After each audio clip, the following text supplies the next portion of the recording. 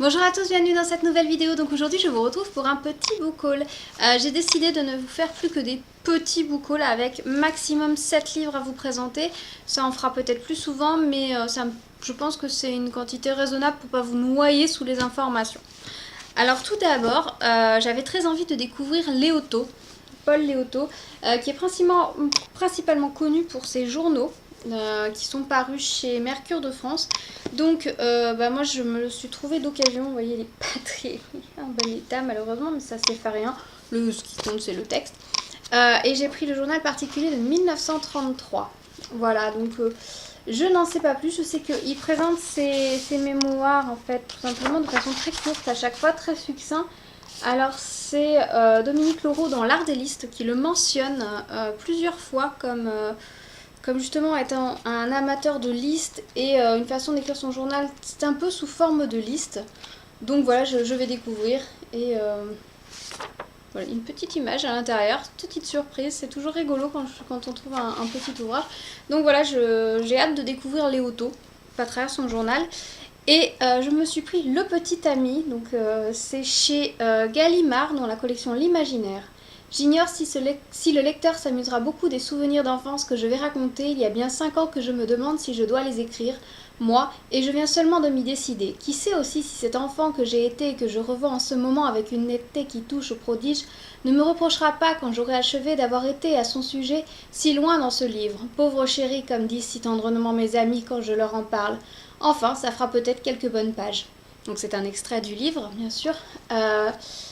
Là, c'est... Alors, j'aime bien le Gallimard, en fait. Au début, j'avais peur de ne pas accrocher parce que c'est vraiment écrit en papier très blanc. Voilà, mais en fait, c'est très chouette. L'objet livre est très joli. Donc, je vous en reparle très bientôt. Ensuite, toujours dans la lignée auteurs qui parlent de leur écriture, je me suis procuré Charles Bukowski sur l'écriture. Donc c'est une anthologie de textes inédits sur l'écriture, le quotidien d'une véritable légende américaine, icône de la contre-culture. Ces lettres aux éditeurs, directeurs de revues, amis et confrères écrivains pour la première fois publiées dessinent un portrait intime du grand poète tour à tour poignant, glacial, iconoclaste et souvent hilarant. On y découvre le rapport inquiet au travail, l'érudition littéraire, mais aussi le mordant, l'intransigeance de celui qui a donné voix aux opprimés et dépravés de la société, dans des phrases mémorables ponctuées de moments de grâce. Alors je vous avoue que Charles Bukowski, c'est publié au Diable Vauvert, c'est sorti en septembre pour la rentrée littéraire. Charles Bukowski, c'est un auteur que je n'ai encore jamais lu, qui me tente beaucoup. Mais je connais assez mal la littérature américaine. Je pense que vous avez remarqué que je suis très littérature française de façon générale. Je lis très peu de traductions. Et la littérature américaine, je la connais assez peu, mais Charles Bukowski fait vraiment partie de ces icônes de la littérature américaine contemporaine. Donc j'ai vraiment envie de le découvrir et je trouve que c'est un très bon moyen de le faire à travers d'abord des lettres qu'il a écrites lui. Ça sera sans faux semblant à mon avis et ça va être vraiment passionnant à lire et je pense que c'est une très bonne introduction. Et je suppose qu'à travers, il va parler de ses textes, donc ça me donnera des pistes pour plutôt savoir vers quel texte aller. Donc je vous en reparle très vite. Ensuite, en flânant à Emmaüs, je me suis trouvé La terrasse de Lucrétia de Félicien Marceau. Donc c'est chez Gallimard, donc dans la collection La Blanche. Parce qu'elle est belle, parce que dès ses 18 ans, elle a retenu la leçon d'énergie que lui a donnée Rome avec ses statues et ses arcs de triomphe, parce qu'elle affronte avec décision les coups de foudre de l'amour et de l'amitié, parce que chez elle, la grandeur d'âme va de pair avec la bonne humeur, parce qu'elle vole volontiers au secours de sa dizaine de copropriétaires, Lucrezia, gardienne d'immeuble, va, très vite, faire de cet immeuble son royaume et de ses copropriétaires autant d'alliés. Guidée à la fois par son instinct et son imperturbable logique, elle saura dès lors mener ses deux enfants, Isabella et Alberto, jusqu'à de surprenants destins. Tableau de la vie romaine, ou du moins, l'un de ses aspects est surtout itinéraire d'une femme qui découvre le sens de la vie. Tel est le nouveau roman de Félicien Marceau. Nous y retrouvons son alacrité, son humour et sa foi dans les infinies possibilités de la liberté. Voilà. Félicien Marceau, j'en ai entendu parler. Il fait partie de l'Académie française, donc du coup, je me suis dit, tiens, pourquoi pas. Et franchement, le résumé m'a l'air vraiment attirant, ça a l'air d'être un livre vraiment plein de joie de vivre qui n'est pas très gros et qui est écrit relativement gros, donc j'ai vraiment hâte de le lire. Alors c'est rigolo parce que il a l'air cassé, il est tout abîmé sur la tranche, je sais pas si vous allez voir, mais en même temps il s'ouvre pas. Donc je sais pas s'il a été lu ou si à force d'être plié c'est refermé. Et pareil, je me suis trouvé un petit livre des Cahiers rouges de chez Grasset, c'est Le bal de Irène Nemirovsky. Récemment passé de la gêne à l'opulence, monsieur et madame Kampf décident de donner un bal. Leur fille Antoinette, qui vient d'avoir 14 ans, rêverait d'y assister. Mais madame Kampf, peu soucieuse de présenter à ses admirateurs une fille déjà si grande, oppose un refus formel.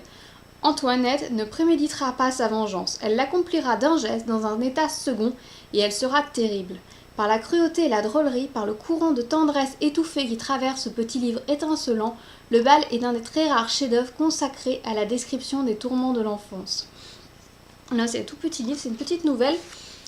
Le sujet a l'air assez sympa et ça a l'air très net.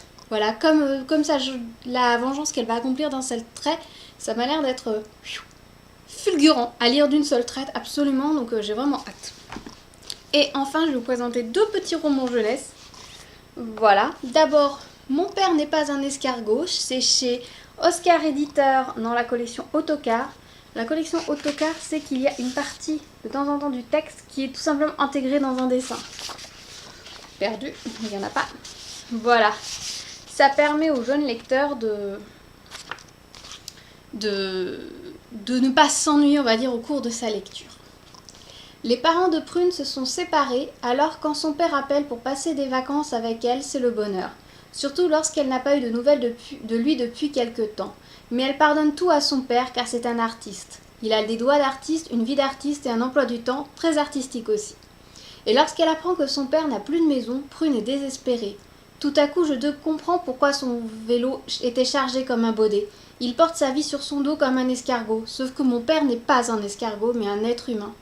Mais dans la vie, les choses finissent souvent par s'arranger d'une manière ou d'une autre. Alors, je trouve ça... Donc c'est de Agnès Lestrade et de Amandine Laprin, je crois que je vous l'avais pas dit. Je trouve ça vachement intéressant comme sujet parce qu'effectivement, dans notre société actuelle, donc les parents peuvent être divorcés bien sûr, et on n'est pas à l'abri d'une expulsion et d'un changement de vie radical, et c'est des poids que les enfants vont porter. Donc je trouve ça très intéressant d'en avoir fait un roman jeunesse parce que même si, on va dire, l'enfant concerné, lui, a peu de chances de lire l'ouvrage, mais ça peut permettre à d'autres enfants de comprendre la situation d'autres enfants. Donc je trouve ça vraiment très très intéressant. De façon générale, Oscar Éditeur a des choix de textes vraiment passionnants pour les enfants, donc j'aime beaucoup. Donc voilà, donc j'ai hâte de pouvoir le lire et de vous en reparler. Et pour finir, je vais vous présenter Blaise Cyrano, le raté magnifique, de Arthur Ténor. C'est toujours chez Oscar Éditeur dans la collection La Vie. Alors, je pense que si vous avez suivi un petit peu ma chaîne, vous avez vu que j'étais dans une phase très Cyrano de Bergerac. D'ailleurs, j'ai envie de vous faire une vidéo autour de Cyrano de Bergerac, des différents textes que j'ai lus qui sont inspirés de l'histoire originale et même du personnage original, puisque Hercule Savinien de Cyrano de Bergerac a existé. Donc celui-ci permet de compléter en fait la sélection, et en plus, étant tourné vers de jeunes lecteurs, j'ai trouvé que c'était vraiment intéressant. Blaise Cyrano, élève de 3e au collège Rostand, surnommé Monsieur Molière pour sa maîtrise de la langue française et sa grande culture littéraire, ne laisse personne indifférent, car en plus d'un fort tempérament et d'une répartie toujours cinglante, le garçon est affublé d'un menton plus long que la moyenne. Bien que son esprit supérieur compense son complexe physique, Blaise n'ose déclarer sa flamme à Roxane. Par surcroît, la belle n'a Dieu que pour Christian Neuvillette, lequel brille davantage par sa beauté que par son intelligence. Mais par amour pour Roxane, ce Cyrano 2.0 se résigne à aider son rival en écrivant à sa place des missives enflammées. Voilà, donc c'est remanié à la sauce collège.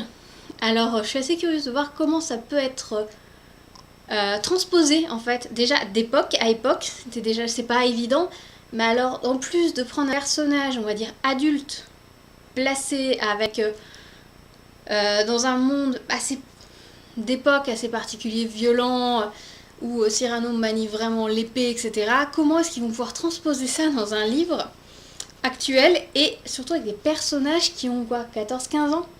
Alors là je suis vraiment curieuse et mais ça m'a l'air vraiment super chouette. Vraiment je pense que je vais le dévorer, enfin j'espère, et je vais pouvoir vous en reparler très vite.